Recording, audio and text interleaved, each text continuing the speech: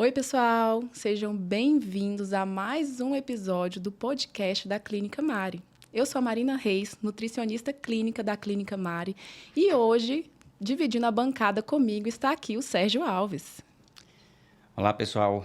Lembrando que esse é um projeto que busca levar conhecimento sobre saúde e bem-estar para toda a família de uma forma leve, multidisciplinar e acessível. Meu nome é Sérgio Alves, sou cirurgião bucomaxilofacial da Clínica Mari. E o episódio de hoje é sobre um assunto muito delicado, mas muito importante. É sobre o Outubro Rosa e o Novembro Azul.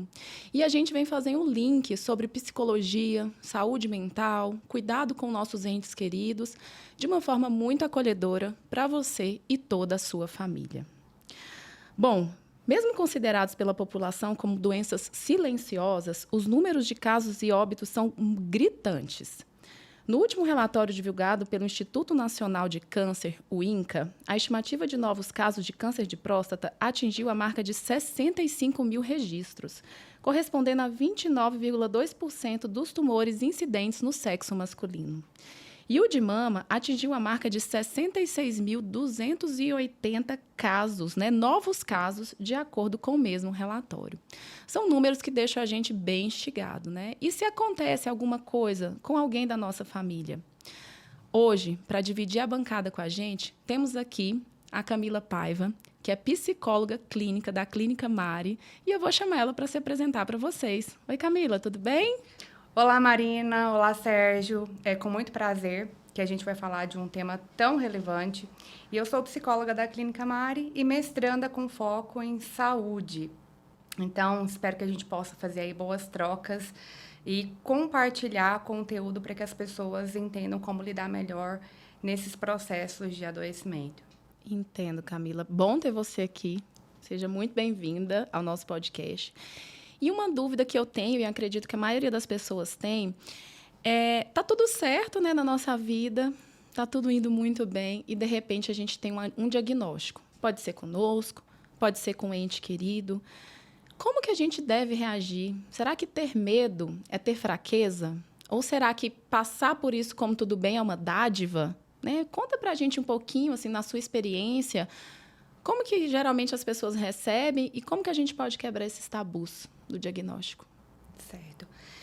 Em consultório, eu escuto muito que o momento do diagnóstico é o momento que vivencia-se a primeira morte. Porque a pergunta normalmente costuma ser, e agora? Quanto tempo eu tenho de vida? E lidar com medo, lidar com a insegurança, lidar com um diagnóstico tão difícil é ativar uma série de emoções dentro da gente. Medo, insegurança, frustração, ansiedade. E quando a gente ativa essas emoções, normalmente a gente vai para desencadeamentos que são catastróficos, Então, normalmente, os nossos pensamentos levam a gente para lugares que são ruins. Lugares de dificuldade, medo de morrer, medo de deixar a família sem o nosso carinho. Então, é um momento de muitas emoções. E aí, o que a gente precisa nesse momento é entender que, lidando com essas emoções, aprendendo a lidar de forma funcional com essas emoções, a gente enfrenta melhor esse momento. Uma das estratégias que a gente utiliza na psicologia clínica é a regulação emocional. O que é a regulação emocional? É fazer o treino do enfrentamento de situações que são desafiadoras. E a gente pode dar respostas que são adaptativas ou não adaptativas para esses momentos desafiadores, Então, toda emoção ela tem uma funcionalidade. Qual que é a funcionalidade do medo? O medo, ele faz com que eu me prepare melhor para as situações. Ele faz com que eu aumente as possibilidades de segurança dentro de um contexto. Se eu entendo isso e faço tudo que está no meu controle para aumentar a minha segurança, eu estou lidando de uma maneira funcional com o medo. Se eu paraliso, se eu não me movo, se eu tenho um mecanismo de fuga, eu não estou lidando de uma forma funcional com o medo. Entendi. Então, nesse momento do diagnóstico, é muito importante entender o que está no meu controle. Como é que eu vou lidar com cada uma dessas situações de forma funcional para que eu tenha possibilidade de enfrentar esse momento de maneira adaptativa, de maneira funcional. Eu acho interessante, Camila, você citar isso, porque eu sou nutricionista clínica, né? E eu trabalho muito com paciente oncológico e eu percebo os dois lados, né? Então, eu percebo famílias que chegam... Às vezes, o paciente ele chega arrastado pela família porque nem quer ir para consulta nutricional, porque tudo já está perdido. E, às vezes, eu recebo um paciente que parece que está indo ganhar uma maratona. Eu vou vencer. E eu percebo que os dois extremos são muito difíceis, né? Porque, às vezes, esse que acha que vai ganhar a maratona... A gente pode saber que o desfecho não é tão interessante. Às vezes, esse outro, né, que está mais cabisbaixo e tudo mais, não consegue nem reagir ao tratamento. E eu acho que o acompanhamento psicológico é fundamental. Inclusive, todo paciente que entra no meu consultório, que é um paciente oncológico, a primeira coisa que eu pergunto é: está fazendo acompanhamento? Né? Está fazendo acompanhamento psicológico? E aí eu pergunto, está fazendo você? Mas sua família está fazendo também, né? Porque eu acho que essa rede de apoio, esse acolhimento, ele vai além do doente. Eu estou certa ou eu estou errada, né? Certíssima, certíssima. Legal. É muito importante que todo mundo tenha um acompanhamento, porque a gente muitas vezes lida com a emoção de uma forma que não está tão consciente assim para a gente, né? E a psicoterapia, ela é colocar os pés na realidade sem que doa demais colocar os pés no chão. Porque a gente entende que a gente tem recursos e que a gente pode utilizar melhor esses recursos emocionais, né? Você me lembrou, desculpa até te Imagina. cortar, a minha professora de yoga falou um dia desse assim pra gente. Acho que um dos maiores erros do ser humano é que a gente quer parar a nossa mente. Mas parar a mente é impossível, então a gente tem que saber lidar com ela. Exatamente isso que você está falando, né? Porque os pensamentos, eles vão se manter ali, né? A gente só precisa reorganizá-los, talvez, né? Exatamente. A gente tem muitas técnicas para esvaziar, né? Para não deixar a legal. cabeça tão cheia de pensamentos. Mas em algum momento esses pensamentos vão voltar. E aí, o que a gente faz com eles? Então, na clínica, a gente trabalha muito essa ressignificação psíquica. Como é que a gente está enxergando uma situação? Será que eu estou potencializando um risco? Será que eu estou negligenciando porque eu não estou dando a devida importância, né? Então, o acompanhamento, tanto de quem passa pelo adoecimento, como de toda a família, é muito importante porque são várias formas diferentes de sentir e de lidar com essas emoções. Interessante. Camila, durante o tratamento, você falou que é importante também a família também receber esse apoio psicológico, né? E aquele paciente, eu tenho um caso na família, inclusive, meu pai, que foi diagnosticado com câncer de próstata e poucos dias depois, após o diagnóstico dele, a intenção dele era fugir completamente do tratamento, né? Como que é feita assim, a abordagem psicológica nesses casos, onde o paciente tende a fugir do tratamento, que a gente sabe que é tão importante?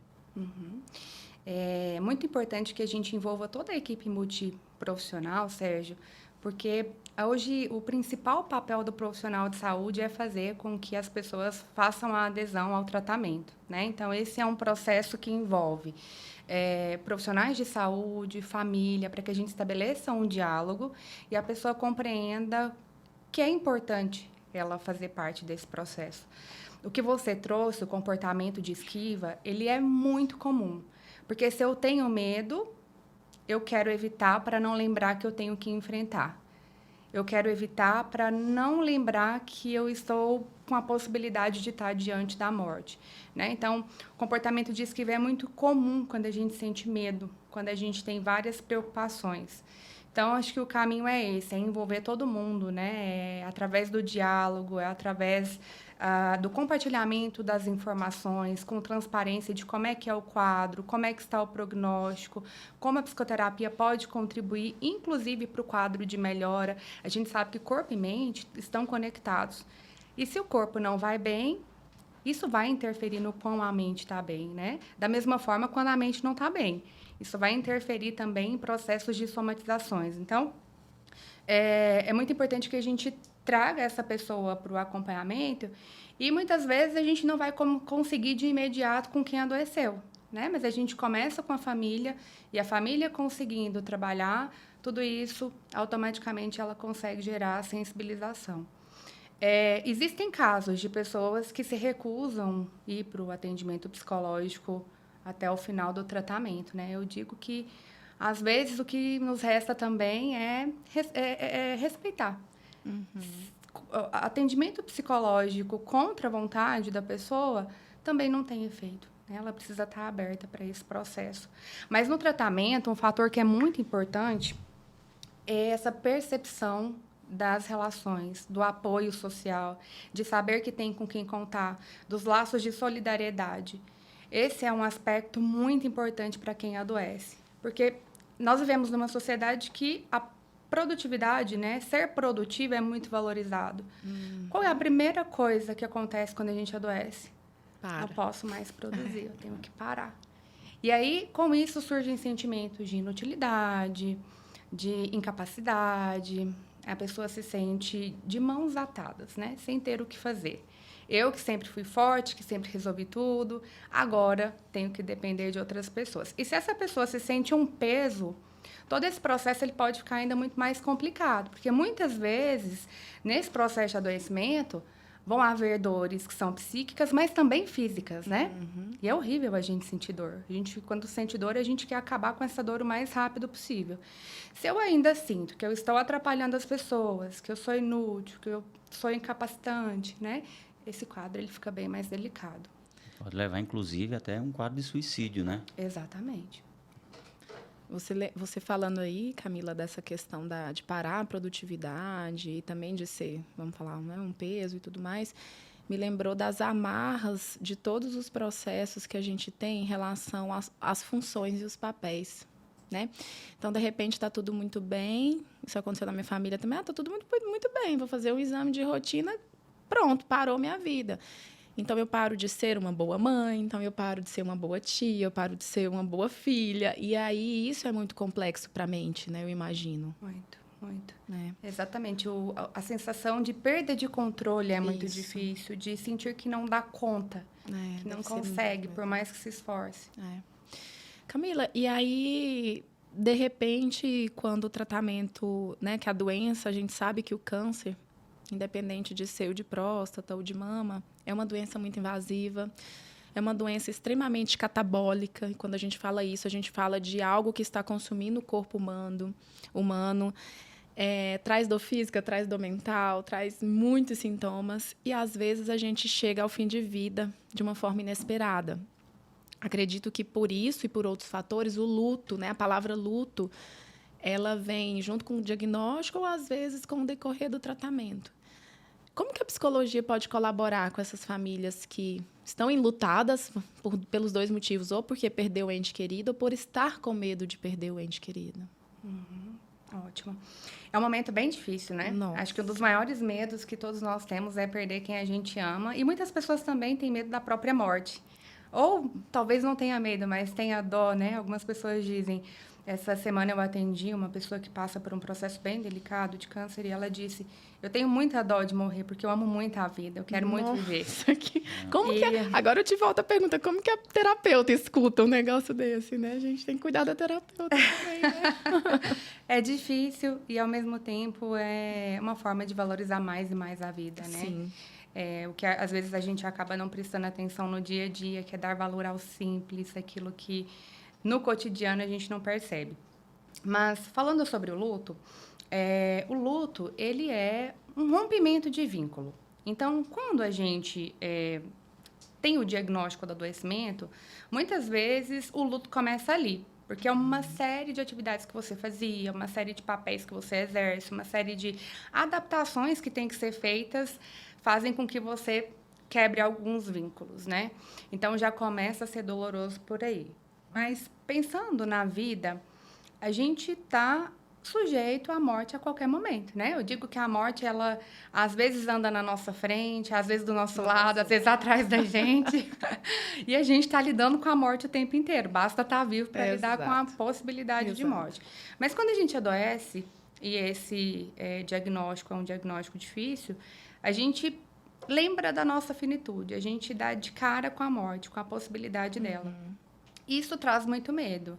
Isso traz sentimento de impotência, né? Isso traz uma certa desestabilização. São poucas pessoas que lidam, de fato, com a possibilidade de morte sem um sofrimento alto.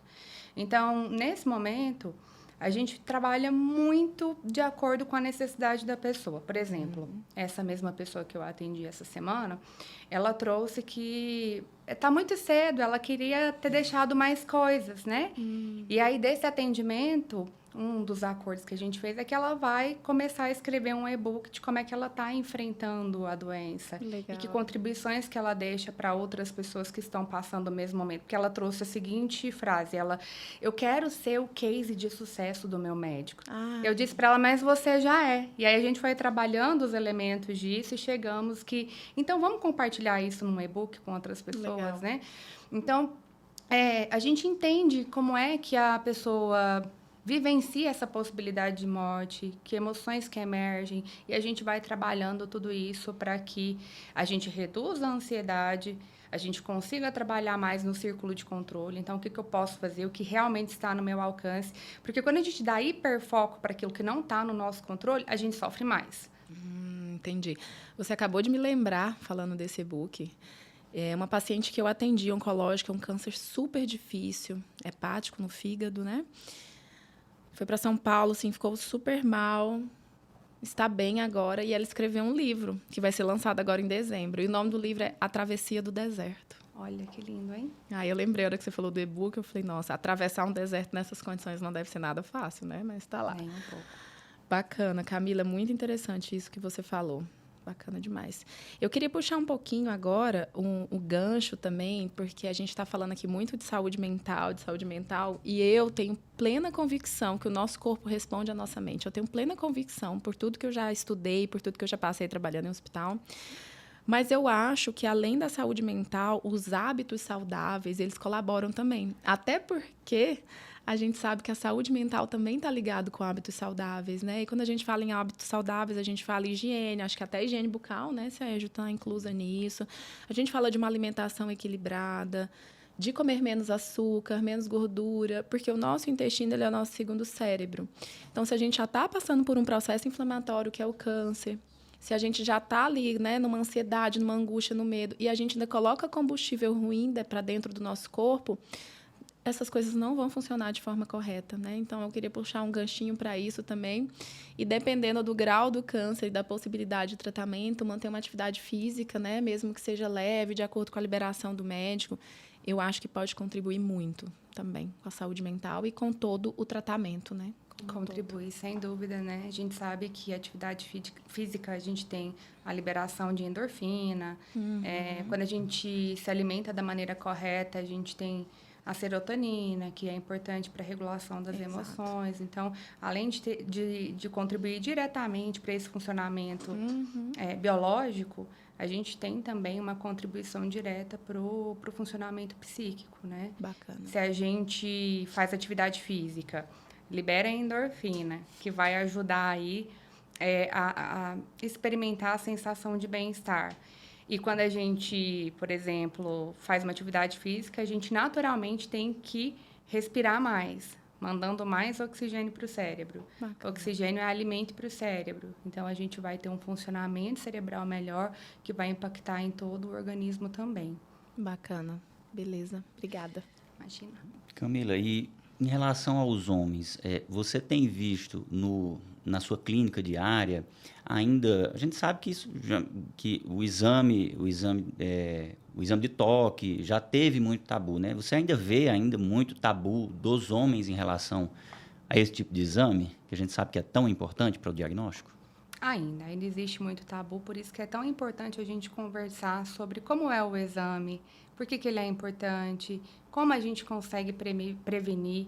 Então, eu digo sempre que a gente precisa dialogar mais sobre, porque é assim que a gente desmistifica, né? Que às vezes a gente tem uma ideia tão distorcida do que é, e isso dá medo, insegurança. Então, eu vejo que o caminho é a gente conversar mais. Sim. E aí, puxando o gancho para as mulheres, eu percebo que quando principalmente o câncer de mama, a gente tem a questão da mastectomia, que está muito, né? É muito utilizada ainda a palavra mutilação. E eu percebo também na minha prática clínica as mulheres com assim, uma visão extremamente distorcida. Então, o que acontece às vezes no tratamento oncológico, principalmente quando ele é voltado para a quimioterapia, né? ou o paciente perde peso demais, ou o paciente ganha peso demais. E, às vezes, as mulheres começam a não se reconhecer. Nossa, mas eu não era assim. Nossa, mas eu não era assim. Aí eu viro para elas e falo, mas você não era mesmo. Só que a gente está dentro de uma guerra. E a gente precisa seguir uma batalha. Então, você está dessa forma, mas olha o tanto que o seu tratamento está indo bem, né? E eu percebo essa questão do não reconhecimento. Você vê isso também no seu consultório? Vejo sim. E aí, nesse momento, é muito importante a gente trabalhar a autoestima, porque a gente tem a ideia de que a autoestima está sempre ligada à imagem. E também está, mas a autoestima também é a gente ter fonte de realização com o trabalho, sentir realizada dentro de casa, ter várias fontes de afeto, né? Então, até uma coisa que tem... ultimamente, isso está sendo tratado de uma forma diferente, é que os médicos, eles têm, a depender do tipo de câncer, eles indicam que a pessoa continue trabalhando. Justamente para que a gente não tenha o hiperfoco naquela emoção ruim ali, no medo, né, em pensar só no diagnóstico. Então, a gente trabalha com pensar em outras coisas, dividir a atenção e também porque é fonte de realização. Bacana. Acho imprescindível, de acordo com o tratamento que ele está passando. Bom demais. Camila, aprendi muito com você hoje. Eu gostaria de saber se você tem se você quer finalizar a sua fala mandando um recado para os nossos espectadores, se o Sérgio quer te fazer mais alguma pergunta. Não, estou bem satisfeito. Foi um prazer recebê-la aqui e espero tê-la mais vezes aqui no nosso podcast. Prazer é meu, estou muito feliz em estar aqui com vocês. A mensagem que eu deixo é que a psicoterapia ela é muito importante, independente do momento da nossa vida, né? Porque a gente tem 3 pilares aí para a psicoterapia, para começar a psicoterapia. O primeiro é que eu posso querer me conhecer, entender melhor as minhas emoções, como elas me afetam, em que momento essas emoções emergem. Então, posso querer lidar melhor com as minhas emoções e, automaticamente, ter melhores relações.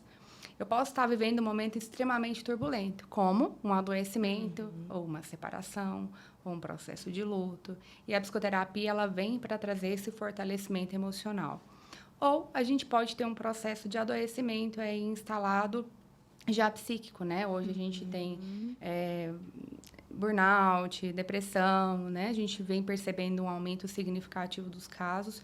Então, a psicoterapia também ela vem como uma intervenção bem diretiva, mas sempre trabalhando na qualidade de vida, independente do motivo que nos faz buscar. É isso aí, arrasou. Eu sou extremamente fã do seu trabalho, do trabalho das suas colegas dentro da psicologia. Eu acho que vocês são fundamentais para a saúde de qualquer um. Parabéns. Em nome da Clínica Mari e do nosso podcast, muito obrigada pela sua presença. Espero revê-la em breve aqui na nossa bancada para a gente conversar de outros assuntos, né? E a você, telespectador, nosso espectador do podcast, muito obrigado. Lembrando que essa aqui é uma bancada para falar de saúde, qualidade de vida, família e bem-estar. Espero vocês em breve no nosso próximo episódio. E não deixem de visitar nossas redes sociais, nosso Instagram, nosso Facebook, nosso canal no Spotify e no YouTube. Muito obrigado. Obrigada. Obrigada.